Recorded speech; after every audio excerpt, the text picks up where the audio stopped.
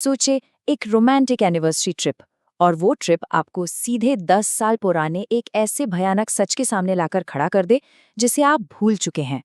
आज हम आहट के इसी डरावने एपिसोड की कहानी को परत दर परत खोलेंगे। तो कहानी में है सोनिया और आकाश। सब कुछ एकदम परफेक्ट चल रहा है। एक लंबी ड्राइव, एक प्यारा सा सरप्राइज प्लान किया गया है। लेकिन अचानक कार के स्टीरियो से एक बहुत ही अजीब डरावनी सी नर्सरी राइम बजने लगती है। और बस यही वो पल है जब सब कुछ बदलने वाला है। जिसे एक रोमांटिक सफर होना था, वो बहुत जल्द एक बुरे सपने में तब्दील हो गया। तो हुआ क्या? चलिए इसे स्टेप बाय स्टेप समझते हैं। देखिए, एक रोमांटिक ड्राइव पर हैं दोनों। अचानक जीपीएस गड़बड़ हो जाता है। फिर कार में अपने आप एक डरावनी धुन बजने लगती है।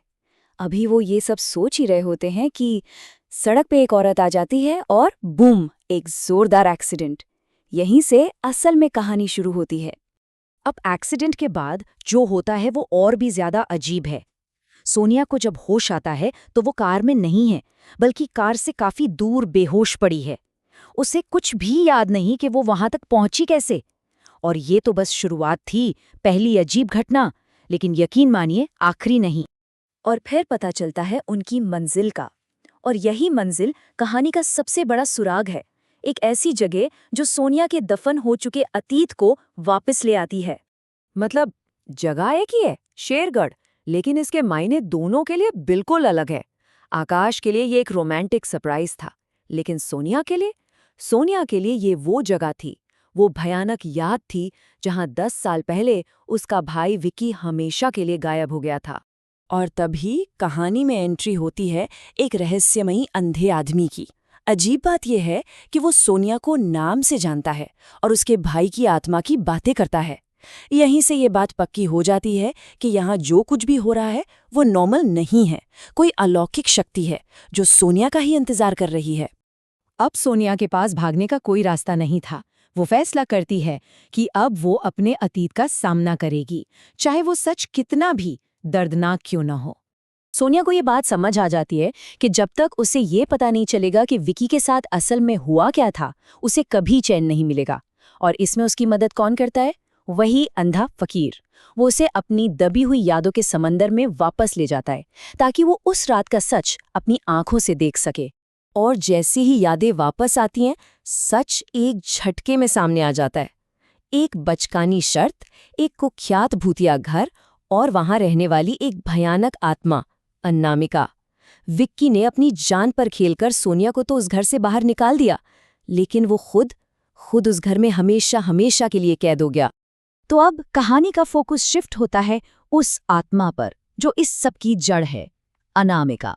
सवाल ये है कि आखिर वो इतनी गुस्सैल, इतनी खतरनाक क्यों है? इसकी वजह है एक बहुत ही दुख भरी कहानी। लेकिन रुकिए, यहाँ एक और पहेली है। उस रात उनके साथ उनकी दोस्त माया भी तो थी। सोनिया तो सदमे के कारण सब भूल गई, लेकिन माया को तो सब याद था। तो सवाल यह है कि उसने 10 साल तक किसी को सच क्यों नहीं बताया? इसी सवाल का जवाब ढूंढते ढूंढते सोनिया और आकाश अनामिका के अतीत की गहराइयों तक पहुंच जाते हैं। तो कौन थी अनामिका? असल में वो एक ट्यूटर थी, अपनी जिंदगी में बिल्कुल अकेली, खासकर जब कोर्ट ने उससे उसके बेटे अजय की कस्टडी भी छीन ली। इस अकेलेपन को भरने के लिए उसने अपना सारा प्यार अपने स्टूडेंट्स पर लुटाना शुरू कर दिया। लेकिन ये प्यार धीरे धीरे एक खतरनाक जुनून बन गया। आप सोच सकते हैं कि दुख एक इंसान को किस हद तक तोड़ सकता है। पहले बेटे को खोया, फिर जब पेरेंट्स ने बच्चों को भेजना बंद कर दिया तो वो बिल्कुल अकेली रह गई, और आखिर में उसने उसी घर में अपनी जान दे दी। यही दुख, यही गुस्सा, इसी ने अनामिका को एक ऐसी शक्तिशाली आत्मा बना दिया जो अब किसी भी बच्चे को उस घर से बाहर जाने नहीं देती। तो अब कहानी आ पहुंची है अपने आखिरी पड़ाव पर। सच सामने है और अब वक्त है उस अतीत का सामना करने का। अब एक खतरनाक प्लान बनाया जाता है, उन सभी फंसी हुई आत्माओं को आजाद कराने का और अनामिका को शांति दिलाने का। तो इस पूरे श्राप को तोड़ने की चाबी क्या है? वो है अनामिका का बेटा अजय। वही एक इंसान जिसे अनामिका ने अपनी जान से ज्यादा प्यार किया था। सिर्फ वही है जो अपनी माँ की आत्मा को शांत कर सकता है, जिसकी याद में वो आज भी तड़प रही है। प्लान सुनने में सीधा है, लेकिन है बहुत ही खतरनाक। सबसे पहले बड़े हो चुके अजय को ढूंढो और उसे मदद के लिए मनाओ। फिर सब मिलकर उस डरावने घर में वापस जाओ। वहां उन सभी बच्चों के कंकालों को ढूंढो और उन्हें जलाओ, ताकि उनकी आत्माओं को मुक्ति मिले। और सबसे आखिर में अजय को अपनी माँ की आत्मा का सामना करना होगा। और क्लाइमैक्स में आखिर में नफरत पर प्यार की जीत होती है। जब अजय अपनी माँ की आत्मा के सामने खड़ा होता है तो उसका प्यार, उसकी एक पुकार अनामिका के सालों के गुस्से और दर्द को शांत कर देती है। और उसी पल विक्की समेत बाकी सभी बच्चों की आत्माओं को भी हमेशा के लिए मुक्ति मिल जाती है। अनामिका की कहानी हमें ये सोचने पर मजबूर कर देती है कि दुख और अकेलापन किसी इंसान को किस हद तक बदल सकता है। और ये एक बड़ा सवाल भी खड़ा करती है कि जब कोई आत्मा दुख से इतनी टूट जाए तो क्या प्यार और माफ़ी सच में उसे ठीक कर सकते हैं? शायद इस सवाल का जवाब हम सबको अपने अंदर ही खोजना होगा।